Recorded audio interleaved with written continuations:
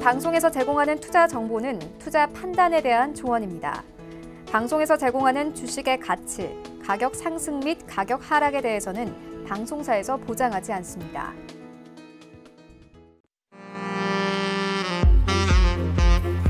안녕하세요. 베스트 트레이딩맨의 김민지입니다. 저희 베스트 트레이딩맨 8시부터 10시까지 2시간 동안 여러분들과 함께하고 있습니다.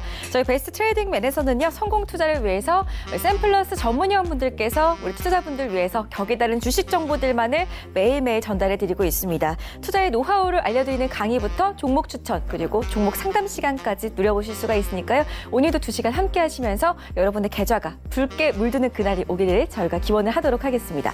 자, 본격적인 시작에 앞서서 저희 먼저 오늘 시장 마감 상황부터 체크해보고 가도록 하겠습니다. 양시장 지수부터 체크를 해보도록 하겠습니다. 코스피 시장부터 확인해 보시죠. 자, 오늘 코스피 시장입니다. 2210선 회복하면서 마감이 됐습니다. 장중에 등락을 거듭했지만 장중에 상승과 하락을 계속해서 왔다 갔다 하는 모습이었지만 장 막판에는 소폭 오르면서 마감이 됐습니다. 2210.60포인트에 거래를 마쳤습니다. 7거래일째 상승 이어가고 있는데요. 수급 주체별 매매 동향 살펴보도록 하겠습니다. 자, 오늘 코스피 시장에서는 외국인만이 강하게 물량을 담는 모습이었습니다. 2,735억 원 사들였고요. 기관은 장중에 매도세로 돌아섰습니다. 1,000억 원 넘는 물량을 내놓으면서 지수의 상승을 좀 제한적으로 만드는 모습이었습니다. 자, 코스피 시가총액 상위 종목 흐름 살펴보도록 하겠습니다. 자, 우선 삼성전자와 SK하이닉스 오늘도 동반해서 하락세를 보여줬습니다. 삼성전자 같은 경우에는 2거래일째 약세 흐름을 보여주고 있는데요. 외국인은 계속해서 담고 있지만 오늘도 약보합권에서 거래를 마쳤습니다. 0.43% 내리면서 46,650원 선 형성하고 있습니다. SK하이닉스 같은 경우에도 오늘 1% 넘게 밀렸습니다. 77,000원대까지 다시금 와 있는 모습이고요. 외국인은 계속해서 담고 있지만 오늘은 다시 1거래일 만에 하락 반전하면서 마감이 됐습니다. 다음은 셀트리온인데요. 코스닥 시장에서 좀 살펴보도록 하겠습니다. 코스닥 지수부터 좀 확인을 해보시겠습니다. 코스닥 지수 같은 경우에도 오늘 장중에 계속해서 상승과 하락을 반복하다가 장 막판에 겨우 빨간불을 켜주면서 마감이 됐습니다. 0.03% 오르면서 751.92포인트에 마감이 됐고요. 750선 굳건하게 지키면서 마감을 해줬습니다. 자, 코스닥 시가총액 상위 종목 보기 전에 수급주체별 매매 동향 함께 보시겠습니다. 오늘 코스닥 시장에서는요, 기관만이 팔절세를 나타내는 모습이었습니다. 기관이 162억 원어치 팔자를 기록했고요. 개인하고 외국인이 좀 담는 모습이었습니다. 개인이 265억 원, 외국인은 110억 원어치 물량을 사들였습니다. 자, 코스닥 시가총액 상위 종목 흐름 살펴보도록 하겠습니다. 자, 코스닥 시장에서 오늘 그래도 제약바이오 업종들이 약간은 선전을 해주는 모습이었습니다. 셀트리온 헬스케어, 바이로메드 2% 넘게 올라줬고요. 신라젠 같은 경우에는 약보합권에서 마감이 됐습니다. 0.77% 내리면서 64,300원 선 형성하고 있습니다. 코스닥 시장 역시나 7거래일째 상승 흐름 이어가고 있습니다. 더욱더 자세한 시장 이야기는 전문위원분들 만나서 나눠볼 거고요. 참고로 저희 배트맨에서 제공해드리는 정보는 전문가들의 조언일 뿐 해당 주식의 가치와 수익률은 보장하지 않는다는 점 다시 한번 고지를 해드리겠습니다. 자, 오늘 함께할 저희 배트맨 분들, 베스트 트레이딩맨 분들 함께 만나러 가보도록 하겠습니다.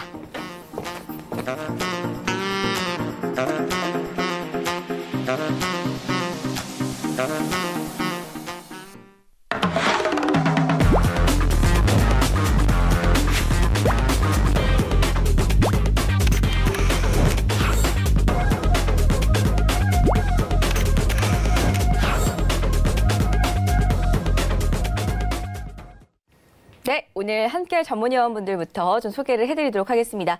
자, 오늘 월요일인데요. 오늘 이성배 전문위원 그리고 정재원 전문위원과 함께하겠습니다. 안녕하세요. 안녕하세요.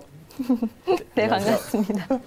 자, 오늘 시작이 좋기 때문에 좀 기분 좋게 좀 시작을 해볼게요. 일단은 모두 주말 잘 보내셨죠? 우리 전문위원님들. 네, 잘 보냈습니다. 날씨가 너무 좋습니다. 날씨가 좋은데 시장도 참 좋아요. 오늘 좋았다고 하기에는 약간 그래도 좀 뭔가 불안한 마음이 있지만 이번 주 시장 어떨지 저희가 한번 오늘 전망을 해보도록 하겠습니다. 우선은 본격적인 시작에 앞서서 코스피 시장부터 좀 이야기를 나눠보고 싶은데요. 7거래일째 상승 흐름을 이어가고는 있습니다. 오늘 장중에 저는 하락하면서 마감이 될 줄 알았는데 그래도 강보합권에서 마무리가 됐어요. 정말 소폭 올랐는데요. 2210선. 지지를 좀 언제까지 해줄 수가 있을까요? 우리 정재훈 전문위원님. 네, 뭐 지지를 해주는 그런 모습들은 좀 충분히 나올 수가 있을 것 같은데요. 오늘 조금 특이한 부분들이 외국인 쪽에 있어서의 7거래일 연속적으로 매수를 해주는 그런 모습들은 좋았었는데 일단 문제는 원달러 환율에 대한 부분들, 오늘 환율이 좀 급등해주는 그런 모습들이 좀 나타났었거든요. 그 부분들 때문에 조금 쉬어가는 그런 흐름들, 뭐 이게 나올 수도 있지 않을까라고 좀 판단이 되는데, 그냥 조정을 받은다라고 하게 되면 그냥 매수 포인트로 좀 잡아가면 좋지 않을까라고 좀 판단이 되고요. 뭐 여전히 고배당주들, 그다음에 1분기 실적주들, 뭐 이런 종목군들 위주로 관심을 갖는다라면 뭐 충분히 좋은 결과는 있을 수 있다. 그리고 지수는 더 올라갈 거다. 그러니까 뭐 걱정할 필요성은 없다. 뭐 다시 한번 좀 말씀드리고 싶습니다. 아, 알겠습니다. 실적주 그리고 고배당주 위주로 대응을 해보자라는 말씀 해주셨습니다. 2부에서는요. 정재훈 전문위원의 추천주까지 준비가 되어 있으니까요. 오늘도 10시까지 계속해서 함께 해주시기 바라겠습니다. 우리 정재훈 전문위원께서는 코스피 시장 계속 올라갈 거다. 우리 투자자분들 너무 걱정하지 마세요. 라고 말씀해 주셨는데 약간 조정은 없을까요, 중간에? 오늘도 솔직히 장중에 약간 조정을 받았잖아요. 그렇죠. 조정받으면 사야죠. 네. 그럼 조정은 곧 위기다. 조정은 아니, 기회죠. 기회다. 위기가 아니라 기회로 네. 좀 작용해야 될 것 같고요. 뭐 쫄 필요성이 없습니다. 뭐 주당 자산 가치, 뭐 PBR 기준으로 봐도 0.92배 정도 수준밖에 되지가 않습니다. 자산 가치보다 싸게 평가를 받고 있는 만큼 조정을 받았을 때는 뭐 매수를 해도 좋지 않겠느냐. 뭐 조정을 받게 된다면 뭐 어디까지 조정을 받겠느냐라는 질문이 있을 것 같아요. 뭐 한 2170포인트 정도? 뭐 그 정도까지 조정 받는다라면 땡큐 하고 받으면 될 것 같습니다. 아, 알겠습니다. 자, 일단은 우리 정재훈 전문위원께서는 코스피 시장 좀 전망을 해주셨고요. 긍정적으로 지금 내다봐주고 계십니다. 그렇기 때문에 시장 밀릴 때마다 담으면서 행복하게 좀 시장을 대응을 해보자라는 말씀이셨는데 우리 이성배 전문위원의 말씀도 한번 들어볼게요. 이성배 전문위원께서는 동의를 하시는지 궁금하거든요. 기관이 오늘 4거래일 만에 또 1,000억 원 넘게 물량을 내놨거든요. 전 약간 불안한데 우리 스타님, 우리 전문위원님 어떻게 보시나요? 네. 일단 결론적으로 먼저 말씀드리게 되면은 저 역시 이제 정재훈 전문위원님과 사실 같은 생각을 하고 있습니다. 이제 지난주에 이제 지수 2120선을 이제 단기 바닥권을 형성한 이후에 계속해서 이제 앞서서 얘기한 대로 7거래일 연속적으로 이제 상승하고 있는 이런 모습도 보여주고 있고 오늘 장에서는 이제 이번 주에 옵션 만기를 앞두고 약간의 좀 조정세를 보였다라고 저는 이제 보고 있고요. 기술적으로 놓고 본다 하더라도 이제 오늘 마감되었던 이 2210선 을 기준으로 이 저항과 이 파생 시장이 이 하게모니의 역할을 하고 있는 상태에다 보고 있고 만약에 추가적인 조정이 이루어진다면 저 역시 그 지수 라인대를 2170선으로 마찬가지로 보고 있습니다. 그 밖에 아직까지 뭐 대외적인 이슈가 분명 남아 있습니다. 미중 무역 협상에 대한 이 타결 기대감과 뭐 실적 시즌에 대한 도입으로 계속해서 이제 뭐 기간의 실적 악화는 어느 정도 좀 선반영 되지 않았나라고 보고 있고요. 무엇보다 사실 이 반도체 업종들이 굉장히 좀 시장에 대한 이 컨센서스 대비 좀 상회하고 있는 이런 모습도 굉장히 좀 긍정적이고 뭐 자동차주와 이제 기타 이런 낙폭과대주들의 선방으로 인해서 이 매수세가 분명 좀 메리트를 느낄 만한 이런 부분이 있다라고 하고 있고 이 기관들과 외인들의 좀 이제 지속적인 이 현물 시장에서의 매수세는 어느 정도 좀 이어 나갈 것이다라고 보고 있습니다. 그래서 큰 틀로 놓고 정리해서 말씀드리게 된다면은 지금은 뭐 2213을 가리키고 있지만 저는 이번 상승 랠리는 사실 2300선까지 좀 어느 정도 바라봐도 되지 않겠나라고 생각을 하고 있고 그렇기 때문에 어느 정도 기대를 해볼 수가 있고 만약에 하락에 대한 두려움보다도 이 조정에 대한 매수의 기회로 삼고 대응을 하시는 게 바람직해 보입니다. 알겠습니다. 우리 이성배 전문위원께서도 정재훈 전문위원과 마찬가지로 코스피 시장 조정이 나오더라도 2170선까지 정도만 생각을 하면 될 것 같다라는 말씀 주셨고요. 코스피 시장 2300선까지는 충분히 추가 상승이 가능해 보인다라는 말씀까지 해주셨습니다. 자, 외국인이 지금 7거래일째 시장에서 계속해서 사자세를 보여주고 있기 때문에 코스피 지수도 계속 7거래일째 지금 쭉쭉 올라가고 있거든요. 기관 매도세는 그렇다면 별로 큰 시장에 영향을 미치지는 않는 걸까요, 앞으로? 네, 맞습니다. 방금 말씀드린 대로 이제 큰 틀로 놓고 봤었을 때는 저는 이제 계속해서 상승 랠리를 이어 나갈 거다라고 보고 있고 이제 이번 주 옵션 시장 만기를 앞두고 이 부분에 대한 뭐 어느 정도 좀 조정세가 연출됐다라고 저는 이제 보고 있습니다. 알겠습니다. 일단은 두 전문위원께서 시장에 대해서 좀 긍정적인 평을 해주셨습니다. 지금 일각에서는 코스피 시장 2400선까지 간다 이런 말도 나오고 있단 말이죠. 우리 이성배 전문위원께서도 2300선까지는 갈 거다라고 해주셨는데 네. 우리 정재 전문위원님 네. 목표치를 한번 어느 정도로 보시나요? 포인트를. 그냥 기본적으로 보고 있는 거는 하락폭에 있어서의 절반 정도의 되돌림 자리대예요. 그 자리대는 무조건 나오는데 그냥 잠깐 지수를 좀 보면서 말씀을 좀 드리게 되면 절반 정도 되돌리는 자리대가 약 한 2,300포인트대예요. 이 자리대까지는 무조건적으로 반등이 나온다라고 좀 보시면 좋을 것 같거든요.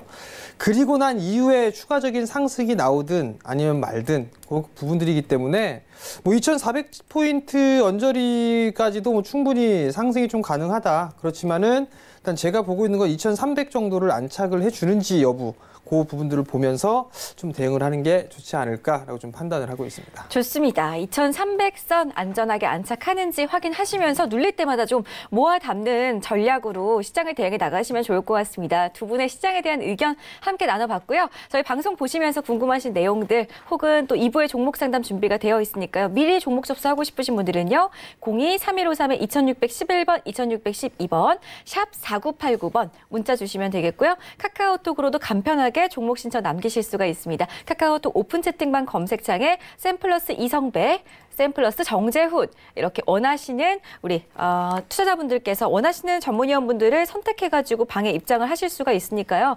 참고하셔가지고 입장을 해보시면 좋을 것 같습니다. 자, 오늘 그리고 또 정재훈 전문위원께서 무료 강연회를 연다고 합니다. 지금 아래 자막으로 나가고 있는데요. 무료 방송입니다. 샘플러스 홈페이지 들어가시면 되겠고요. 샘플러스 홈페이지 입장하시면은 왼쪽 상단에 전문가 방송이라고 뜨는데요. 전문가 방송 메뉴 클릭하시면은 정재훈 전문위원의 얼굴 확인하실 수가 있습니다. 바로 방송 보기 버튼이 있으니까요. 클릭하신 다음에 무료로 무료 방송을 즐겨보시기를 바라겠습니다. 무료 방송에서 어떤 이야기를 나눌지는 잠시 뒤에 제가 전문위원분께 한번 이야기를 여쭤보도록 할 거고요. 저희 배트맨 본격적으로 좀 시작을 해보도록 하겠습니다. 참고로 저희 배트맨에서 제공해드리는 정보는 전문가들의 조언일 뿐 해당 주식의 가치와 수익률은 보장하지 않는다는 점 다시 한번 고지해드리겠습니다.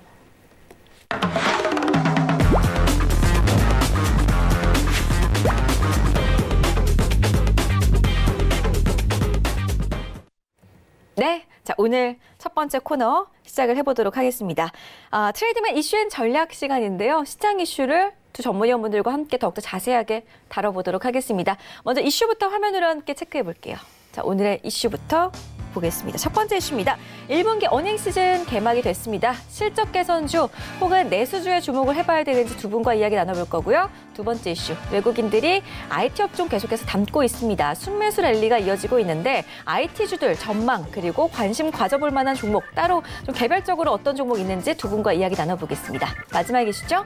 미세먼지로 방긋 웃은 LG전자. 하지만 주가는 박스권에서 지금 벗어나지 못하고 있는 모습입니다. 실적도 역사상 역대 두 번째로 가장 높은 실적이 나왔다고 하던데 왜 주가는 아직까지 박스권인지 두 분과 이야기 나눠보도록 하겠습니다. 네, 첫 번째 이슈부터 좀 이야기를 나눠보도록 하겠습니다. 1분기 어닝 시즌 삼성전자의 실적 발표로 시작으로 개막이 됐습니다. 자, 일단은 실적 개선주 그리고 내수주 위주로 좀 관심을 가져보는 게 좋을까라는 기사들도 계속해서 쏟아져 나오고 있습니다. 과연 어떤 업종들, 어떤 종목들로 지금 시장에서 대응을 해나가야 하는지 두 분과 이야기 나눠보겠습니다. 자, 우리 정재훈 전문위원님. 네. 먼저 좀 의견 듣고 싶네요. 네, 일단 네. 뭐 주가가 최근에 좀 움직이는 그런 흐름들을 좀 보게 되면 기대감을 가지고 있는 그런 기업들이나 혹은 실적이 좀 좋은 기업들의 흐름들이 좀 나오고 있는 그런 상황들입니다.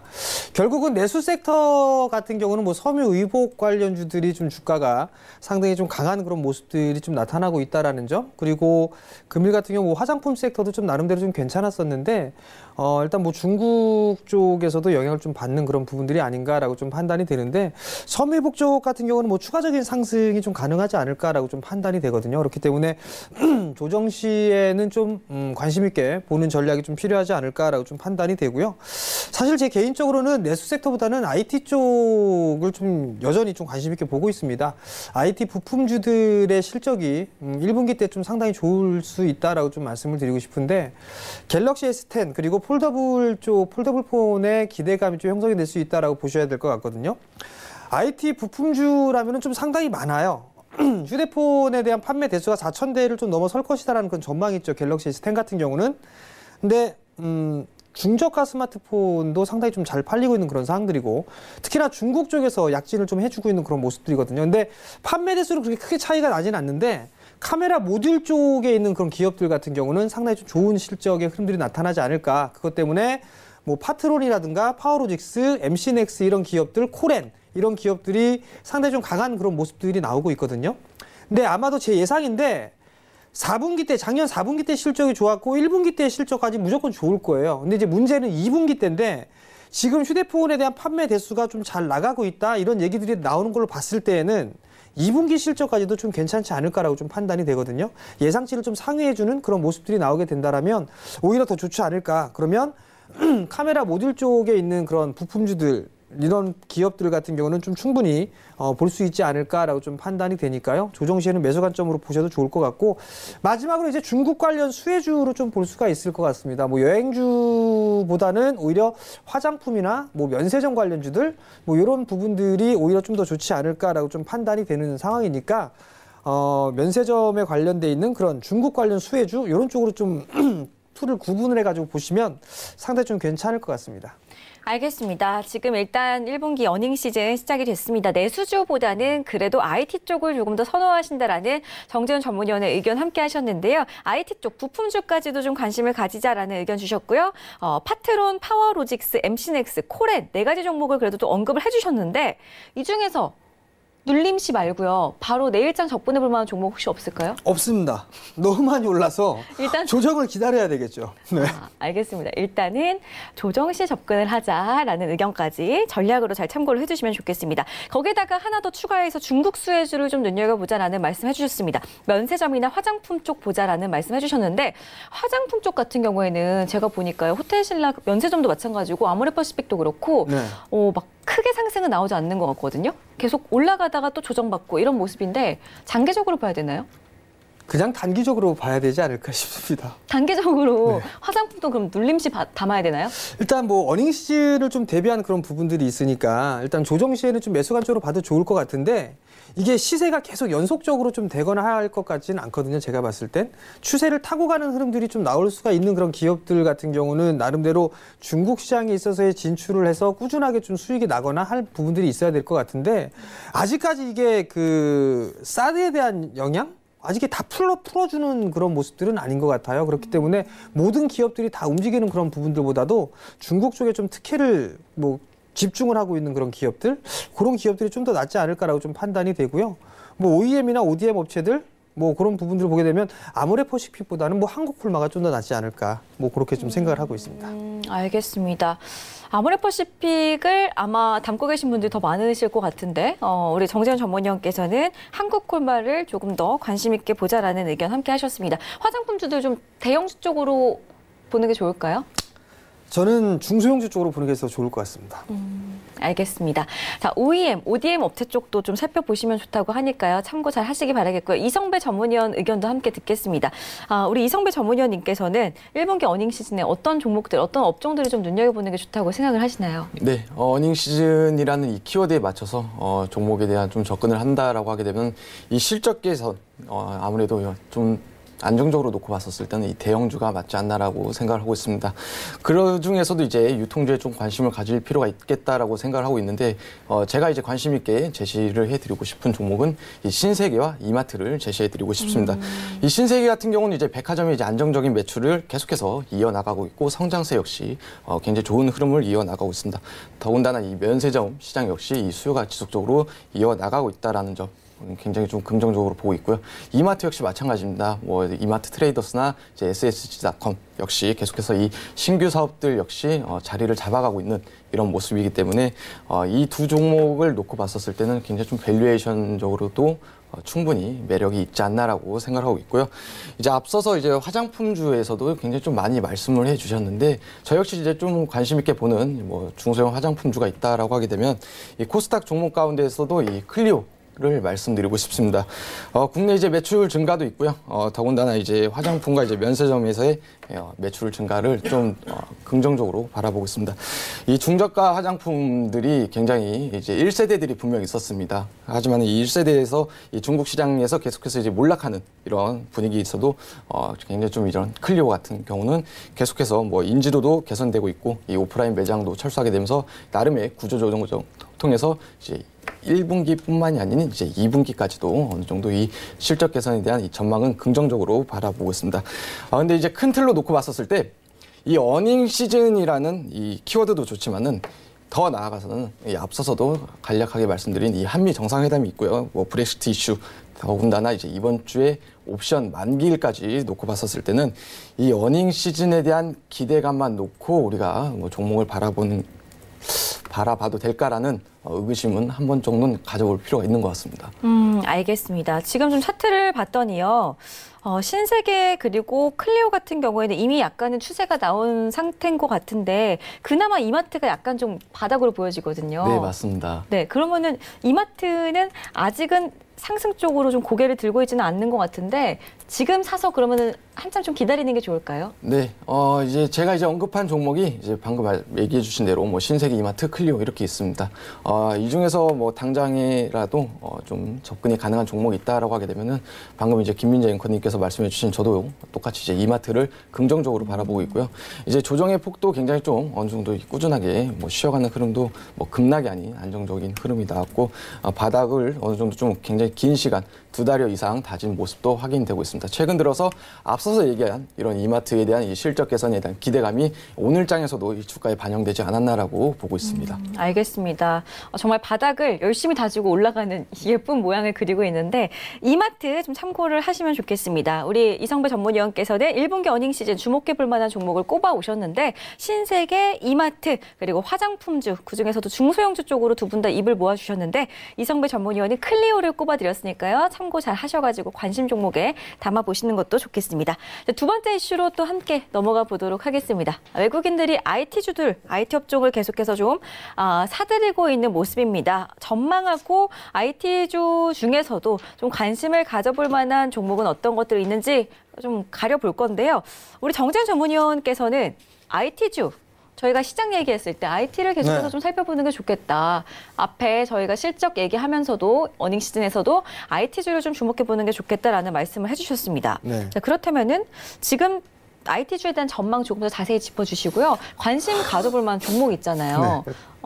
대형주는 또 없는지, 또 네. IT 역시나 중소형주 쪽으로 봐야 되는 건지, 좀 의견을 좀 모아주실까요? 네, 일단 지금 반도체 업황에 대한 부분들 좀 얘기를 해볼 필요성이 있을 것 같은데요. 최근 들어서 뭐 과거에도 좀 그랬지만 삼성전자하고 SK 하이닉스의 외국인 순매수가 계속적으로 유입이 되고 있는 그런 상황들입니다.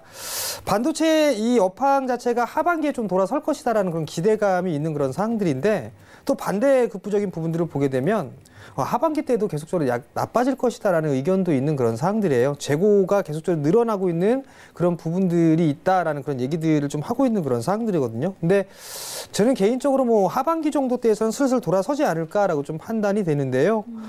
우선 반도체 업황 자체가 하반기에 좀 개선이 되는 그 이유들을 좀 살펴보게 되면 아마존이나 구글 쪽에서 데이터 센터가 2차적으로 이제 투자를 할 것으로 좀 예상을 하고 있는 그런 상황들입니다. 그러면 반도체에 대한 수입이 선도 늘어날 그런 부분들이 상당히 좀 많지 않을까라고 좀 판단이 되고요.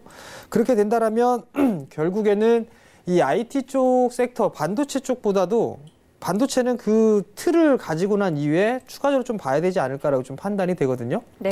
이재용 부회장께서 180조 투자를 한다고 했습니다. 거기에 반도체 쪽과 디스플레이 쪽이 좀 상당히 많은 그런 투자를 좀 집행을 할 것으로 예상을 하고 있는 그런 상황들인데 여기에 따라서 뭐 초격차 전략은 계속적으로 유지를 해 나가지 않을까. 그렇게 되면 반도체 쪽 같은 경우는 오히려 과거에 이 투자를 안 할 것이다라는 그런 부분들 때문에 주가가 많이 빠졌단 말이에요. 특히나 대형주들 같은 경우는 외국인 쪽에서 많이 사주고 있는 그런 상황들이지만 IT 쪽 섹터들 같은 경우는 외국인 중소형주들 같은 경우는 외국인 쪽과 기관에서 다시 매수를 해주는 그런 모습들이 좀 나타나고 있거든요. 그렇기 때문에 중소형주 쪽을 조금 더 봐도 좋지 않을까라고 좀 판단이 되고요. 또 한 부분들은 반도체 쪽뿐만 아니라 디스플레이 장비 쪽도 여전히 좀 봐야 되지 않을까라고 좀 판단이 되거든요. 장비 또한 마찬가지로 2016년도에 투자가 마무리가 됐던 그런 부분들이 다시 이제 투자를 할 가능성이 좀 높다라고 좀 보시면 좋을 것 같은데 대표적으로 디스플레이 쪽을 투자를 하고 있는 그런 나라들을 보게 된다라면 뭐 중국 쪽 같은 경우는 일단 BOE라든가 티아마, 에버디스플레이, GV효동 이런 나라들이 있고요.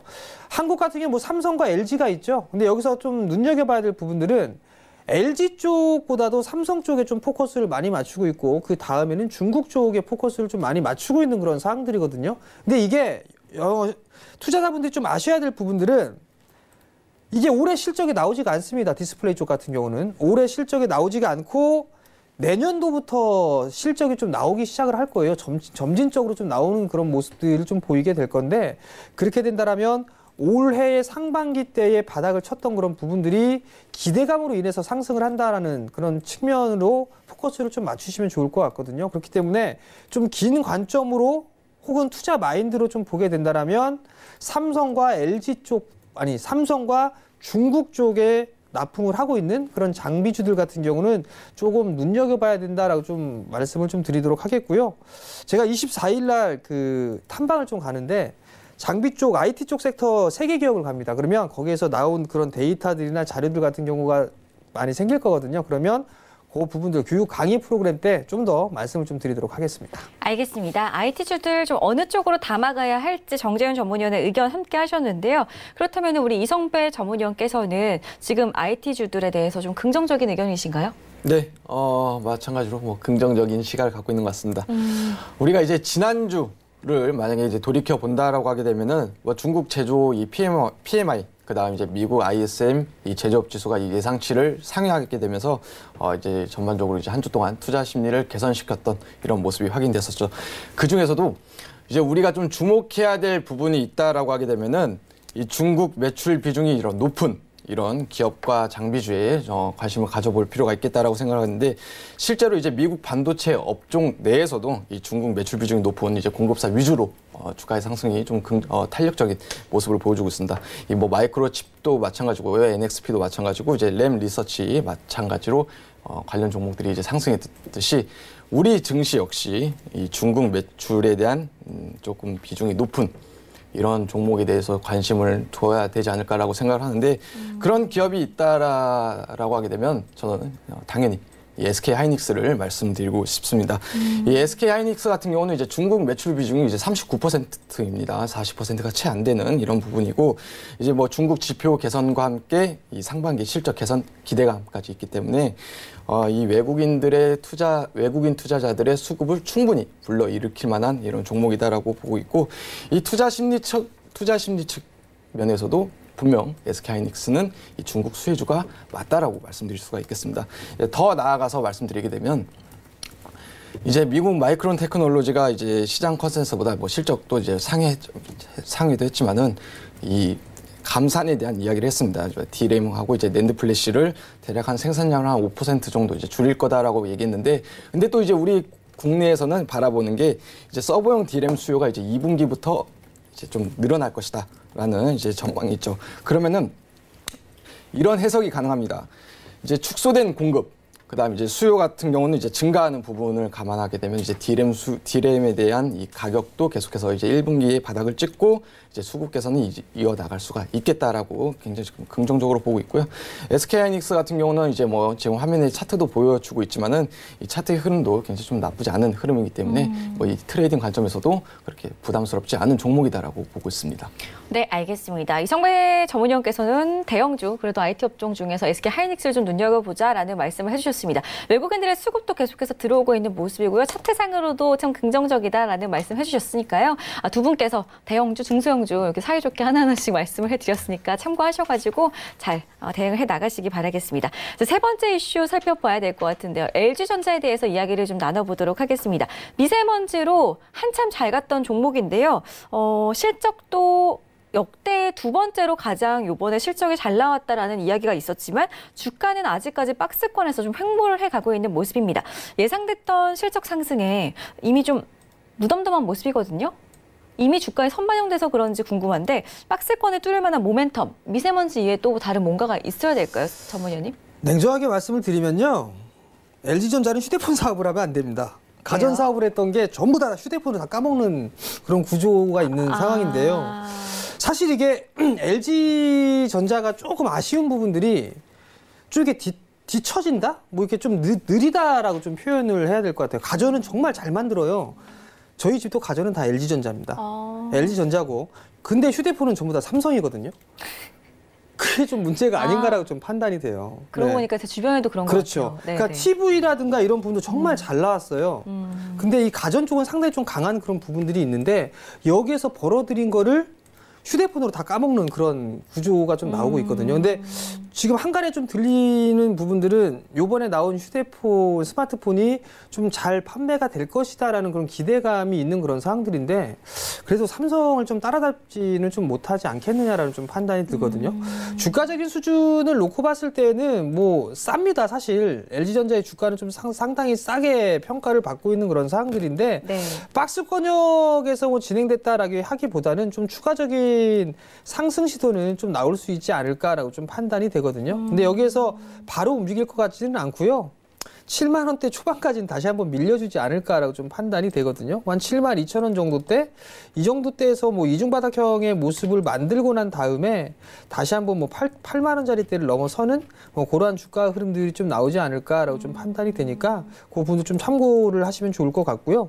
사실 이게 삼성하고 LG전자하고 이 비교를 하는 것 자체가 조금 무리가 있지 않을까라고 좀 판단이 되거든요. 삼성 쪽 같은 경우는 종합 반도체 회사잖아요. 가전 쪽도 하고 다 하는데 LG전자는 뭐 아직까지는 그런 부분들은 아니니까 가전 쪽에 대한 그런 위주?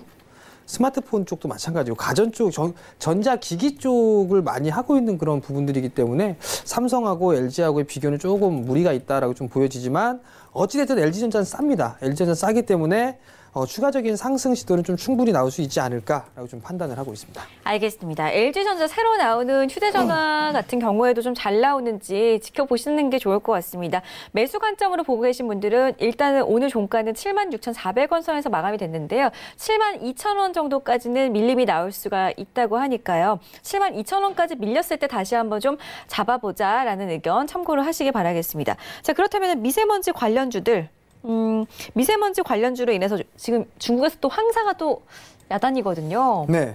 LG전자를 미세먼지 관련주로 그럼 묶어서 보지 말고 아예 그냥 이렇게 나눠서 볼까요? 나눠서 보는 게 좋겠죠.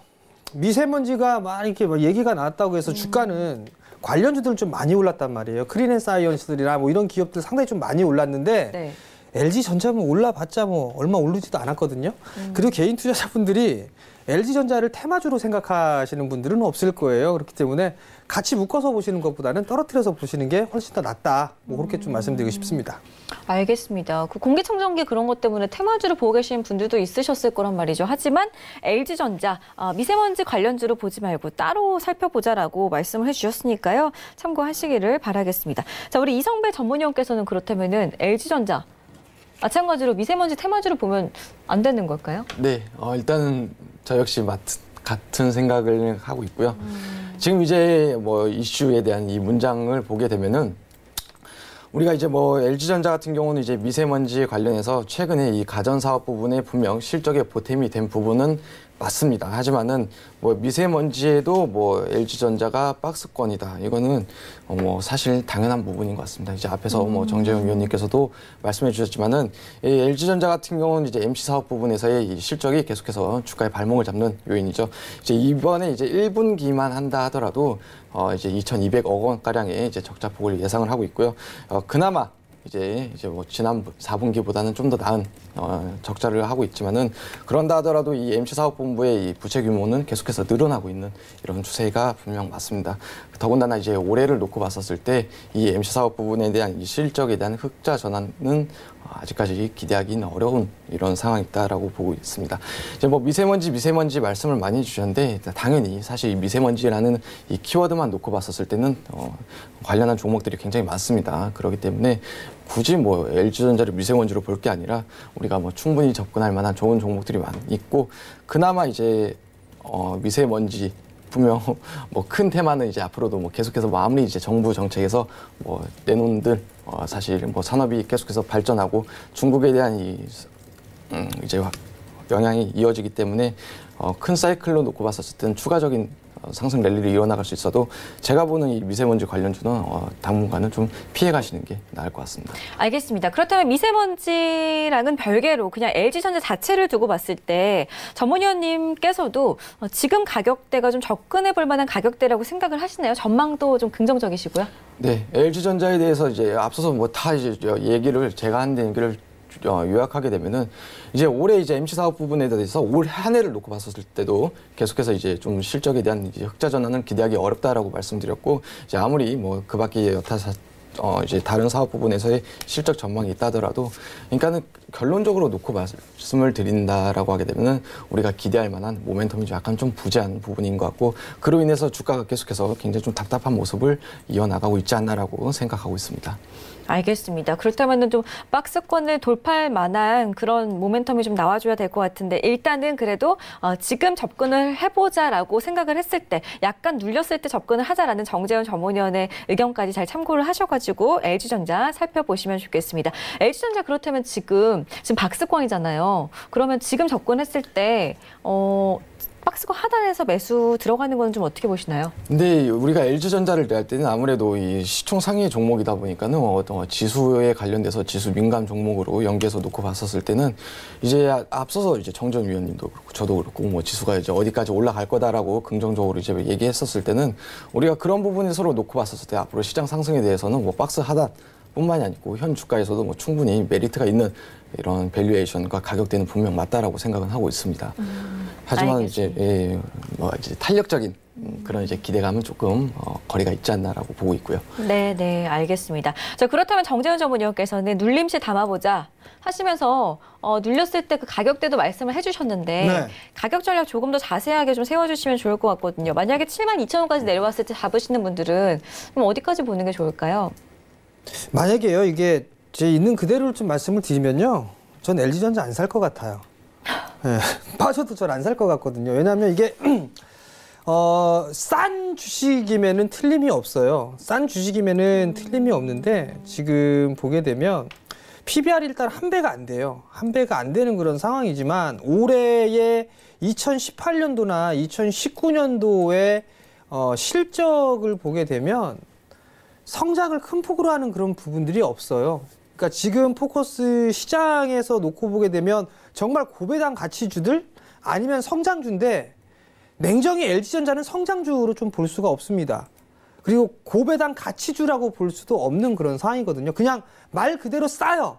말 그대로 싼데 그것밖에 없어요. 그 이상 플러스 알파가 없습니다. 그렇기 때문에 저는 LG전자를 싼 맛에 사시겠다라고 하게 된다라면 뭐 72,000원 정도 때는 충분히 매수를 하실 수가 있을 것 같아요. 근데 저는 LG전자를 적극적으로 뭐 사세요라는 말씀을 저는 드리기는 조금 어렵지 않나라고 좀 판단이 되고요. 차라리 이 주식을 살 바에는 고배당 가치주들이나 성장주들을 좀 사는 게 훨씬 더 좋지 않을까라고 좀 판단을 하겠고요.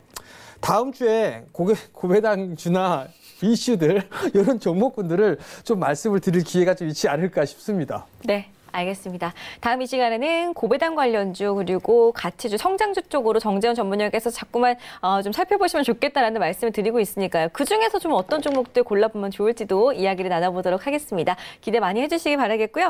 자, 저희 일단은 지금 시장 이슈 좀 전반적으로 짚어봤습니다. 다음은 두 분의 노하우가 담긴 강의 들어보는 시간으로 함께하겠습니다.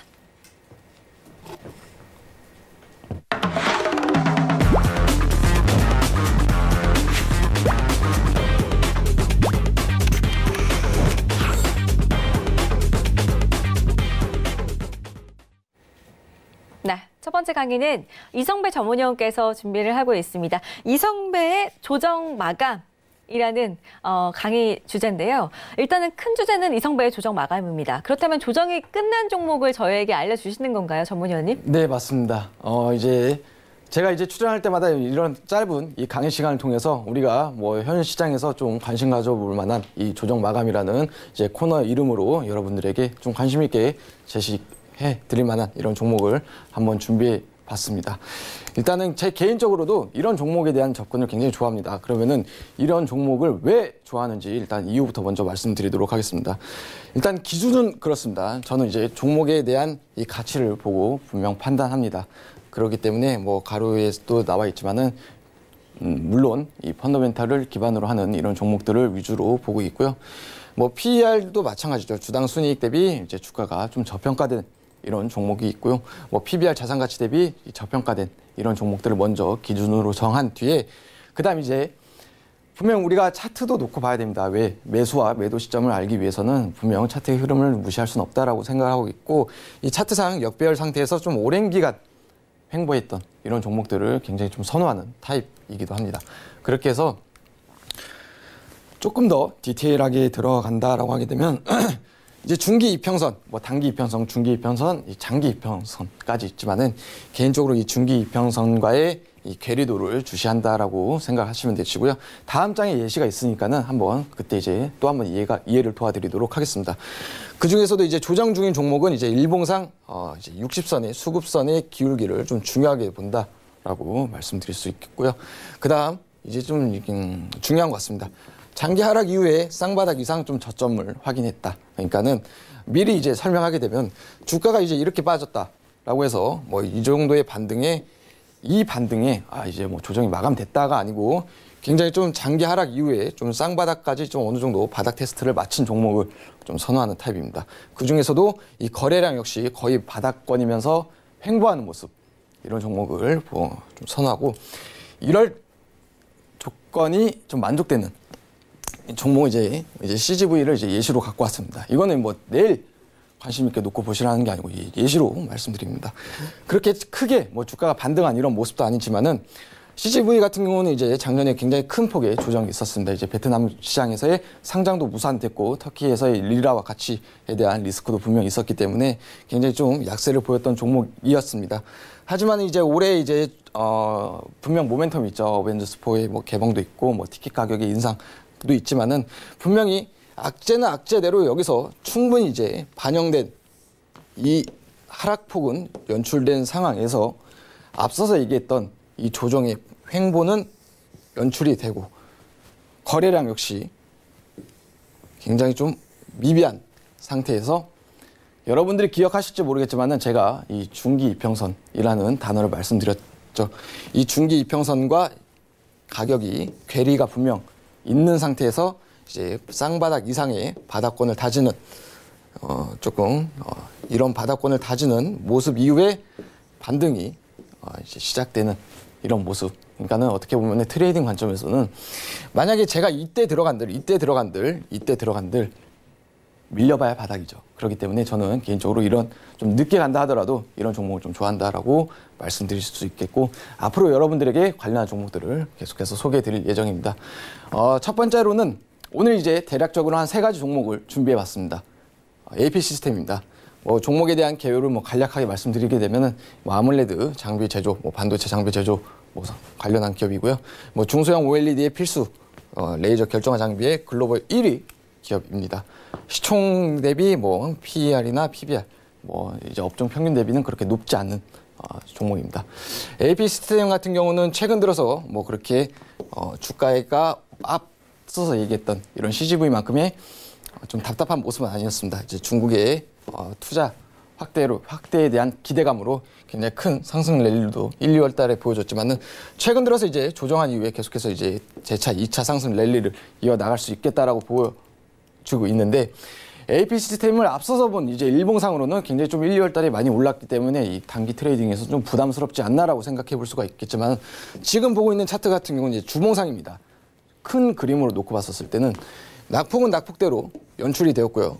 바닥은 바닥대로 다지는 모습도 확인이 되었고요.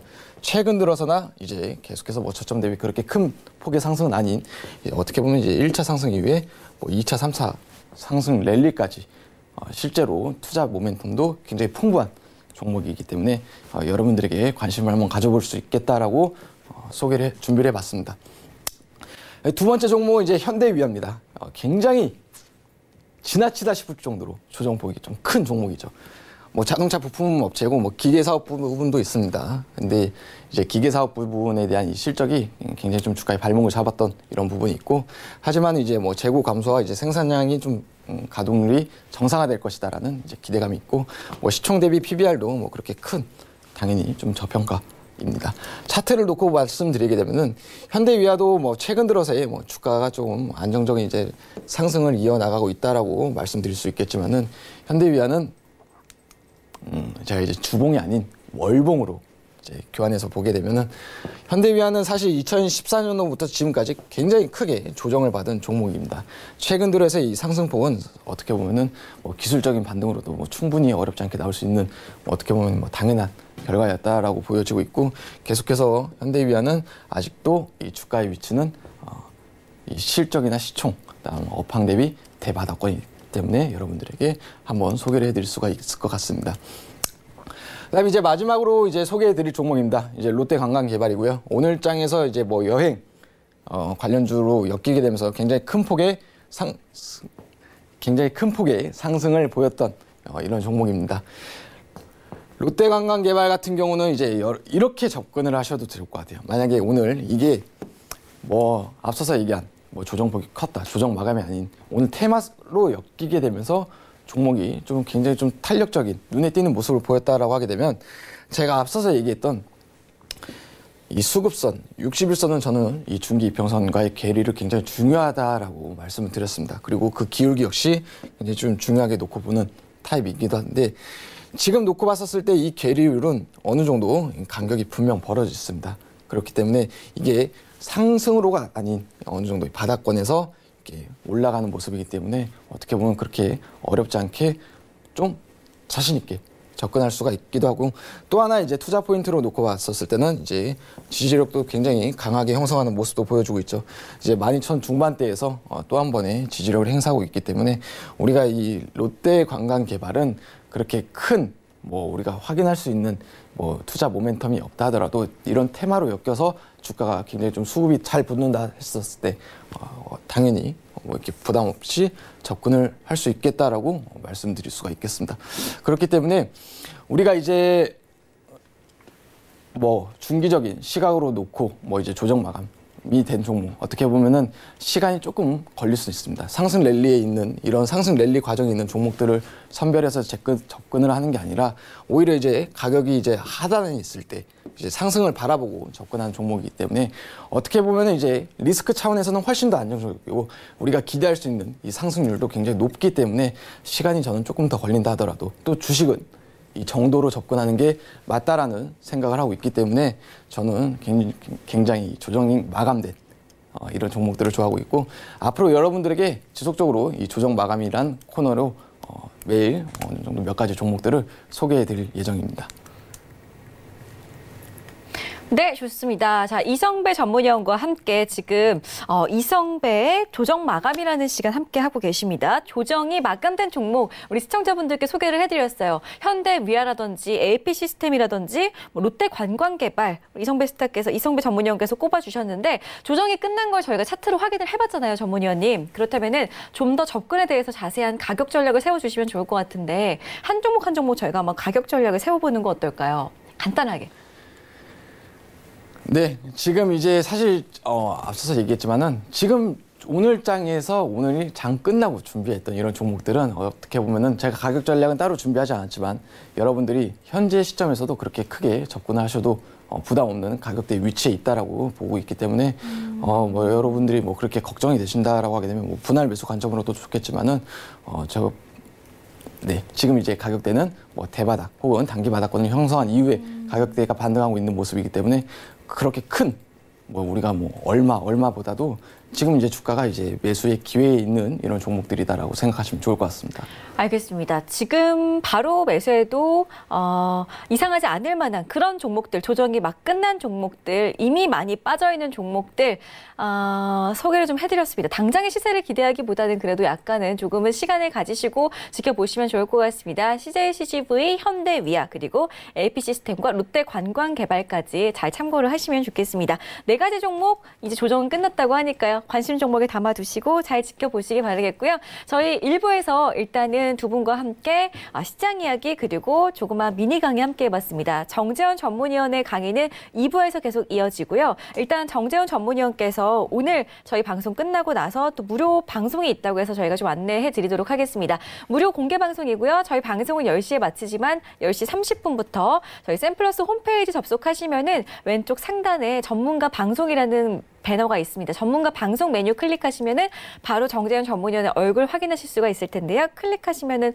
바로 무료로 방송 시청하실 수 있다고 하니까요. 추가적인 문의사항 있으신 분들은 02-3135-2664번 통해서 문의 주시면 되겠습니다. 자, 2부에서는 정재훈 전문위원의 미니 강의 함께 하실 거고요. 종목 상담까지 함께 해보실 수가 있습니다. 그리고 마지막에는 시크릿 추천주 여러분들께 전해드릴 거니까요. 채널 계속해서 고정해 주시기 바라겠고요. 종목 상담 원하시는 분들은 02-3153 2611번, 2612번, 샵 4989번, 그리고 카카오톡 오픈 채팅방 검색창에 샘플러스 이성배, 샘플러스 정재훈 검색하신 후에 원하시는 전문위원 톡방에 종목 상담, 종목명, 비중 남겨보시기를 바라겠습니다. 참고로 저희 배트맨에서 제공해드리는 정보는 전문가들의 조언일 뿐 해당 주식의 가치와 수익률은 보장하지 않는다는 점 다시 한번 고지해드리고요. 10분만 쉬었다가 2부로 다시 두 분과 함께 찾아뵙겠습니다. 시청해주신 여러분 고맙습니다.